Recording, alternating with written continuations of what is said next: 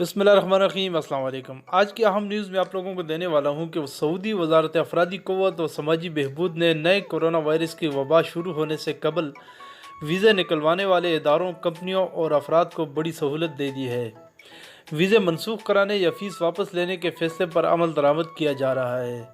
याद रहे कि वीज़ा निकलवाने वाले खौफज़दा थे कि वबा की वजह से परवाज़ों पर पाबंदी और दीगर हिफाजती इक़दाम के बायस वीज़े इस्तेमाल नहीं हुए और फिल वक्त इनसे इस्तेफ़ादा मुश्किल नज़र आ रहा है। ऐसी सूरत में इनकी भाग दौड़ और वीज़ा फ़ीस ज़ाया हो रही है।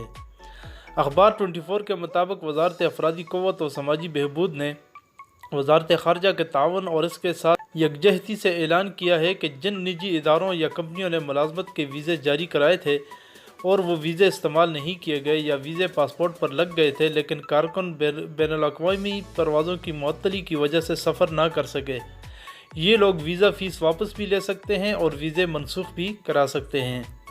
वजारत अफरादी क़ुव्वत के मुताबिक कि सऊदी हुकूमत ने यह सहूलत कोरोना वायरस कोविड-19 को फैलने से रोकने के लिए पेश की हिफाजती इक़दाम से रोनुमा होने वाले मनफी असरात का बोझ कम करने के लिए मुहैया की है।